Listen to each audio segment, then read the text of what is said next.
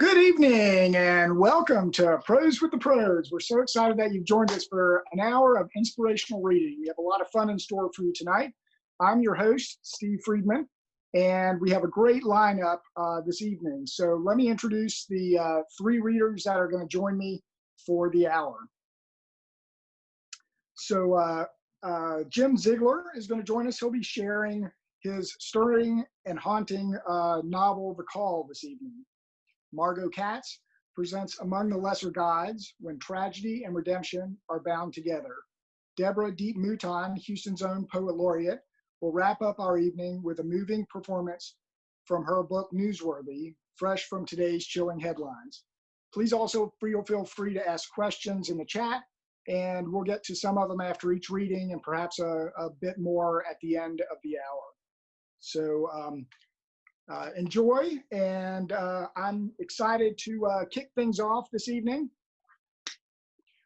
with a bit about myself and also a bit about my book, Search of Courage, an Introvert Story.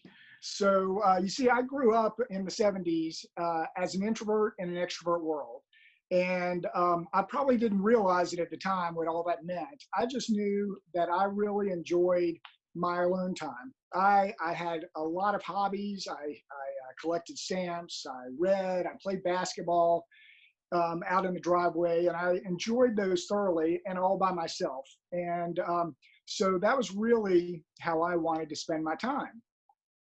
My mom was a bit of an extrovert and probably adhered more to the social norms.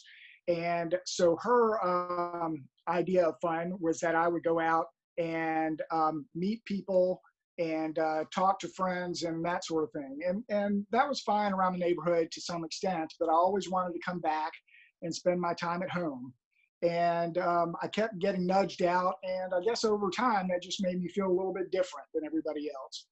And my dad, on the other hand, was an introvert. And so we had a lot in common, but he worked a lot. And we never quite connected to the point where we shared our fears and tried to figure out our common bond and how to get more comfortable with that. So I saw him a bit stressed during his life. And certainly for me, that was the way I grew up. I think everybody grows up a little bit differently when we're teenagers and we have different challenges going along and different days that are harder than others in life in general. For me, it was more decades than days, and it took me a while to figure all that out. In high school, I had a set of friends that I hung out with, but I always came back to the house, and I really always wanted to spend my time doing my hobbies. I went off to college, and then I got a corporate job right after college with Shell Oil. And generally, I enjoyed college, and I enjoyed the time at Shell and most of my assignments. However, I found in college, and certainly as I progressed in Shell, that the level of stress just continued to mount. And largely because the expectations of more social engagements and being more outgoing was the norm, and it was expected. Whether it was internal people at Shell or whether it was jobs that required me to go out and mingle with others. And to some extent, I was fine with that, but there was a larger expectation than I was comfortable with. And it always made me feel a bit frustrated. So as I went through the first several years at Shell and had that mounting concern myself, I found that I leaned more heavily on really unhealthy coping skills. So for me, that included a period of gambling, so drinking a lot, eating a lot, and I was certainly a workaholic for most of my career. And all those things kind of took its toll. And I found that they were unhealthy, they weren't best for my family life, and occasionally some of those became actually quite dangerous. So one of the examples I have that I'm going to read from the book is around some team meetings. So oftentimes we have team meetings and regional team gatherings at Shell, and we covered meeting business activity. And then at the end, my favorite time was when we kind of broke off and we went to the bar or somewhere else and had some drinks. And I found it was a way, a relaxing way for me to bond with other team members. And it was kind of my go-to social activity. And it also provided me an opportunity to escape from the day-to-day anxieties that I had. But occasionally those turned to be a bit more dangerous than were really advised. So one such example happened in 2006 in Singapore. So I'm reading from chapter 14. While strategy, coordination, and engagement plans with key customers were the agenda, I also planned a relaxing full team dinner that evolved into a long evening of drinking for the remaining 5 diehards. This had always been the best way I knew to cut past the business formality and truly develop some lasting trust and rapport, and perhaps more importantly, it afforded me the opportunity to escape from the work stresses and just relax, even for a bit. So that evening turned into a long night as we closed the hotel tavern around 2 a.m. and then I climbed over the vacated bar to grab several bottles of wine and head to the beach. On the beach, stories and laughter led to bonding. Around 3 a.m., we peered off into the hazy moonlit bay at a distant island. A few of us drunkenly agreed to swim to the island, wine bottles in hand. Stripped to our underwear, Mike, Sam, and I began the journey. It seemed like a struggle against the waves until we finally dragged up on the shore of our newfound island. Once we caught our breath, we realized we hadn't brought in a corkscrew or any glasses, so resourcefully we busted the bottles against rock and poured the wine into our mouths. I must say, Shell was a fabulous company in many ways and truly a safety leader in the energy industry, but I think we violated nearly every safety rule that night. We were lucky we didn't cut ourselves, get drunk beyond recognition, drown off the beach, or get arrested in this foreign land. I tend to dismiss such concerns when drinking in order to buy some comfort and relaxation, but there really could have been some real consequences for such unsanctioned behavior. I considered myself quite lucky to remain employed with Shell and in some cases to be alive. Our evening ended on the island around 5 a.m., after which we swam back to the shore in time for the 3 of us to clean up and head to our team breakfast and day of meetings. Later, at a meeting break in the afternoon, with the sunlight glaring down on Singapore, the 3 of us went outside for a few minutes to stare out at our evening conquest. We all burst out into laughter. The island we struggled to reach was probably no more than 50 yards away, and I wouldn't be surprised if we could have walked there rather than swam. Yet the strains at work and in my head were no illusion. So over time, I was fortunate that my work responsibilities built. I think I've always had a strong work ethic and a lot of determination. And so I got greater leadership roles and responsibilities, which were very exciting on the one hand and extremely stressful on the other. Eventually, we had the opportunity to have a 3-year expat assignment in London. So we spent 3 years. It was great from a family perspective. We traveled a lot. We bonded as just the 5 of us in a foreign land. And that was something we would never trade. However, from a work perspective, I traveled over half the time. I had a virtual team around the world. And so it was, I was trying to engage with them and with a myriad of customers around the world. And that was extremely overwhelming and brought me nearly to rock bottom. So one of the things that I often had to do was industry conferences. And I found that to be my kryptonite in many ways. So I'm going to share an experience I had that many other introverts may also be able to relate to, and happened to me in Peru.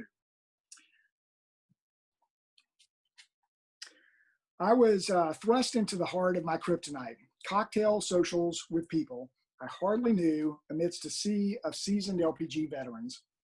Furthermore, I was also tasked with introducing Oliver to key counterparts.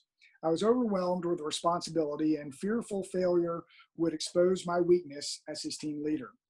"Hello," I interjected as I nudged us into a small group conversation. We often receive no more than stares as they appeared offended at our intrusion into their friendship. Feeling any confidence slipping, I took advantage of a brief moment of silence. Hello, this is Oliver, and I'm Steve. We're with Shell's LPG team. A bit awkward, but perhaps we were now part of the conversation. However, after they would just nod and continue with their own group conversations. Other times they might lob a question my way.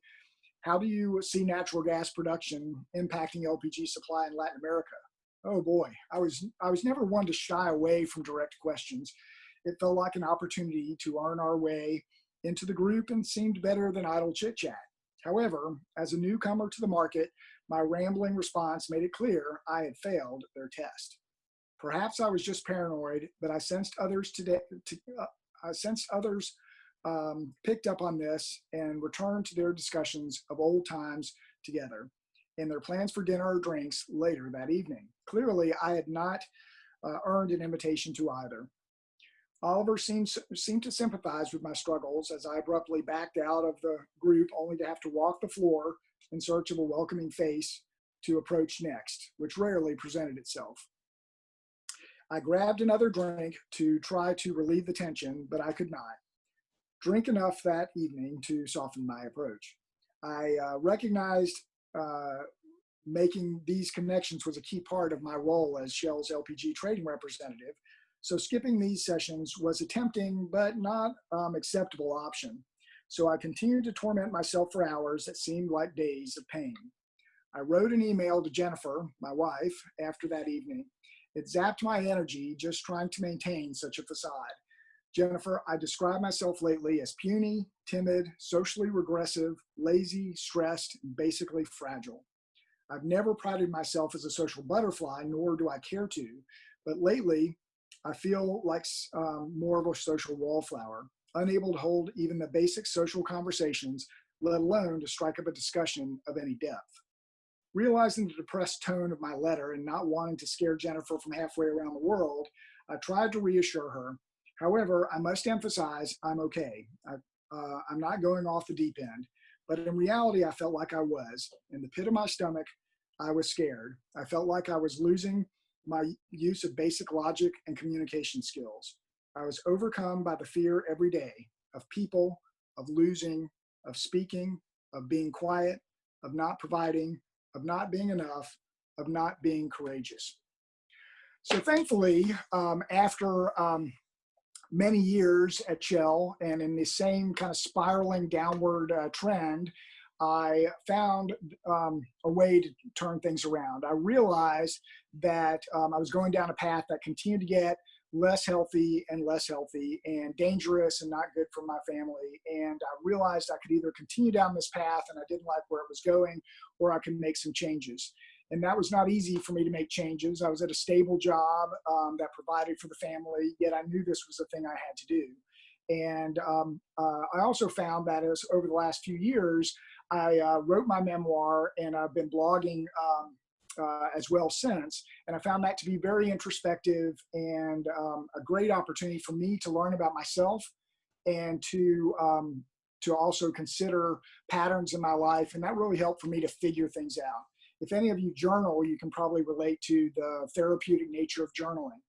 I heard that from others as well, since I've come out with a book and been blogging. I see many others on social media that will share their own stories. And it really is one of the most gratifying parts of my writing journey is to hear from others that trust me enough to share their stories. So I think it's some of my mission to just try and continue with my discussions and see how I can help other people along the same journey that I'm on. So again, please fill in your questions in the chat and we'll try and get to the questions either at the end of each discussion if we have time, or at the end of the evening. Happy to do that. So if you, so we're going to move on to Jim in a second. If you have any questions or would like to learn more about me, my blog, my other projects, or pick up a copy of my book, which is on sale, it's on my website, www.beyondintroversion.com. Was the work team I worked with aware of my insecurities? And then the other question is, what advice for turning introversion into a career asset? So if I answer both of those, I would say generally no. My work teams, to my knowledge, were not really aware of my insecurities and my introversion. I retired a couple of years ago, and I announced that I was working on a book about a memoir about my introversion largely. And everybody really looked at me and said, "Oh, you're not an introvert." And I guess on the one hand, I kind of felt like I pulled it off, right? I went for 30 years at one company working with many fantastic people, and I fooled all of them. But in retrospect, I think that I just missed out on a huge opportunity. And I would really advocate that that people really announce and share their introversion. You know, it's one of those things that I think I didn't share it because I was embarrassed by it, or it was not the societal norm. It wasn't popular for people at work. But I think I would have. It would have made me much stronger if I hadn't had to hide behind a mask for 30 years. And I think I would have been an example to others. 50% of the population is introverted to whatever extent. And so there's a lot of people that I probably could have been more of a role model for, and it would have probably changed the way I interacted with everybody at work. Thanks for everybody staying a little bit later. I hope you enjoyed the question and answer. So there's two groups of people I really want to thank. So if you didn't pick up on it, this was actually my my book launch that was originally scheduled for March, but obviously we all had changes to our lives over the last few months, and so I really am thankful to have such amazing people and writers join me, and Jim, Margot, and Deborah, and really made it super special. I'm so happy that you guys got to share your work with the audience as well. And finally, the other group that I really wanted to thank was my family, who's tucked into different corners here in the room. And so my wife, Jennifer, who's been with me through so many experiences that are in my book, and many experiences that are not in my book. And she's been my rock and continues to be that. My daughter Gwendolyn, who listened to me practicing, as introverts tend to practice until we can't do it anymore. So she heard me practice when we took walks in the neighborhood and so forth. And so she was definitely helping me out there. Madeline, who's been our moderator, and Noah, who's been a big help on the technical side and trying to pull all this together and make it work very smoothly. So couldn't go through life, let alone this evening, without each one of them. So thanks again for everybody that joined us. Please check out our websites. There's more information from each person. There's how you can get everybody's book on the website. We always appreciate comments and questions and shares as well, and reviews. So please help yourself to any and all of the websites. Thanks again for joining us on Prose with the Pros. Have a great evening and wear a mask.